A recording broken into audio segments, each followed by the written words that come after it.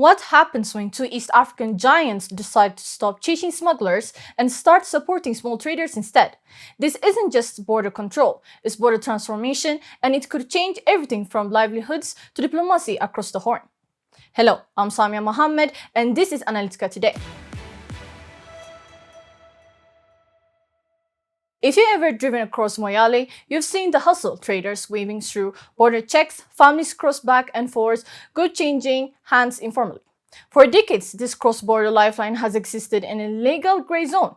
But in April 2025, Ethiopia and Kenya signed a new agreement that might help just flip the script. Today, we're breaking down what this deal actually does, why it matters for regional trade, and how it could reshape borders across Africa. The deal explained. Let's start with the basics. In April, the governments of Ethiopia and Kenya signed a memorandum of understanding to regulate small-scale trade across the Moyale border. Here's what it says. Traders can now move goods worth up to $1,000 tax-free. They can do this up to 4 times a month. A specific corridor was established, 100 kilometers into Kenya, 15 to Ethiopia. The goal? Legalize what's already happening without punishing the small trader. The MOU aims to cut down on smuggling, protect local livelihoods, and inject structure into an otherwise chaotic system. Goods still need to be listed and approved, but both governments have pledged to improve border infrastructure and customs oversight. This isn't about open borders, it's about smart borders. A border like no other Moyale isn't your average choke point. It's a town split between two countries, yet united by shared language, culture, and daily life. The Borana people, for example, live on both sides. They trade livestock, attend each other's wedding, and cross back and forth for essentials. This deal acknowledges that it does not try to separate communities, it works with them. This is important because most African borders were drawn by colonial rulers with little regard for realities on the ground.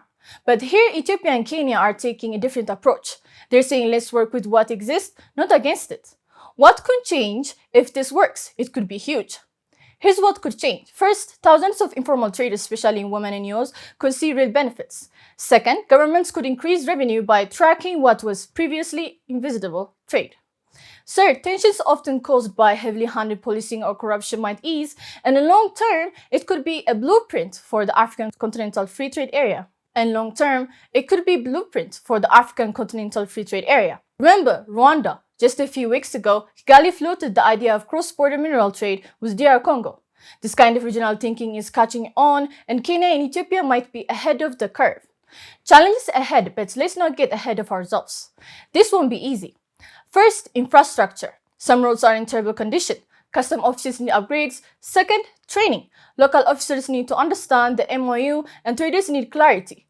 Third, trust. Communities have seen promises before. If it turns into another bureaucratic mess, confidence will collapse fast. There is also the risk of local politics getting in the way, like disputes over tariffs or favoritism at choke points. So yes, the vision is strong, but the execution, that's where the real work begins.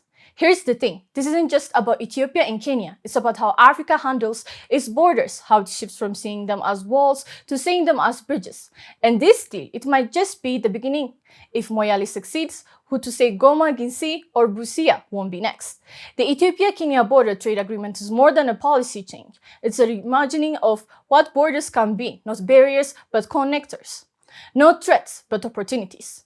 This matters not just traders, but for all of us who believe that African solutions should be tailored to African realities. So what's your take? Will this agreement transform border trade in Africa or get lost in politics and potholes? Drop your thoughts in the comments, and if you're into stories that explain the forces shaping our region from sea access debates to trade revolutions, hit subscribe. I'm Samia Mohammed, and this is Analytica Today. See you next time.